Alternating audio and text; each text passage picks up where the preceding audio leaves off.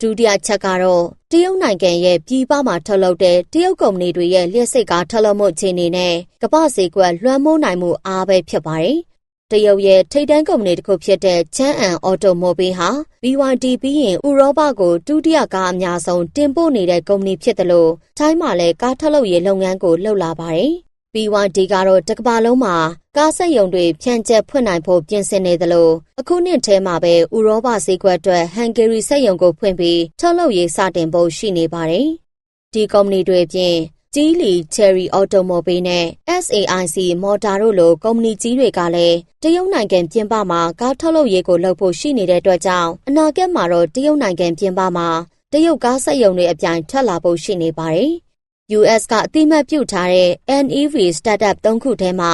Xpeng ဟာပြည်ပကိုကားတင်ပို့တဲ့နေရာမှာအောင်မြင်ဆုံးဖြစ်လာသလို NIO နဲ့ Li Auto တို့ကလည်းသူ့လိုအောင်မြင်အောင်တင်ပို့ရောင်းချနိုင်ဖို့အတွက်ပြင်ဆင်နေပါတယ်။ NIO ဟာ2021ကတည်းကဥရောပကိုလျှက်စစ်ကားတင်ပို့ရောင်းချနေပေမဲ့လည်းဈေးကွက်ထိုးပေါက်နိုင်အောင်အခုချိန်ထိရုန်းကန်နေရဆဲဖြစ်ပါတယ်။ Li Auto ကတော့ပြည်တွင်းဈေးကွက်ကိုပဲအားကိုးနေရပေမဲ့ထင်သလောက်အောင်မြင်မှုမရှိတဲ့အတွက်ကြောင့်ပြည်ပဈေးကွက်ကိုချဲ့ထွင်မယ်လို့ကြေညာထားပါတယ်။သူတို့ပြည်တွင်းဈေးကွက်မှာအဓိကရောင်းနေတဲ့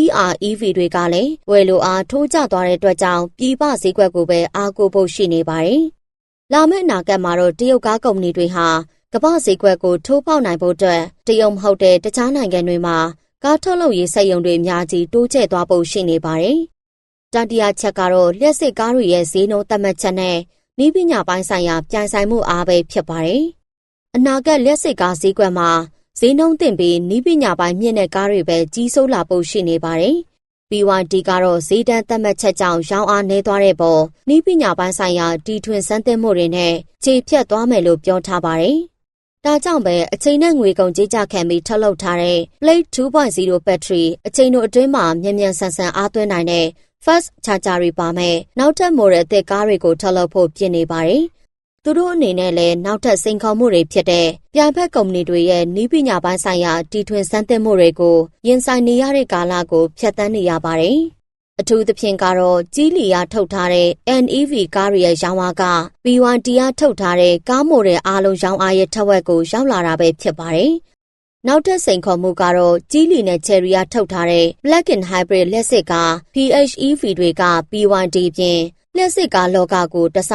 လွှမ်းမိုးလာတာပဲဖြစ်ပါတယ်။နောက်ပိုင်းကမ္ဘာလောကမှာ Plug-in Hybrid လျှက်စစ်ကားတွေဟာအများကြီးလွှမ်းမိုးသွားနိုင်တယ်လို့လည်းကျွမ်းကျင်သူတွေကသုံးသပ်ကြပါတယ်။2024ကထွက်လာတဲ့ Xiaomi ရဲ့အောင်မြင်မှုကလျှက်စစ်ကားလောကကိုတုန်လှုပ်သွားစေသလိုအခုနှစ်မှာမိတ်ဆက်မဲ့ EREV မိုဒယ်ကားတစ်မျိုးကြောင့်လည်း PHEV တွေပဲထုတ်နေတဲ့ကားကုမ္ပဏီတွေကိုတုန်လှုပ်စေပါတယ်။ဈေးတန်းသတ်မှတ်ချက်နဲ့နည်းပညာပိုင်းတီထွင်စမ်းသစ်မှုအားနည်းတဲ့ကုမ္ပဏီတွေရဲ့အနာဂတ်ကတော့စိုးရိမ်စရာရှိနေပါတယ်ရှင်။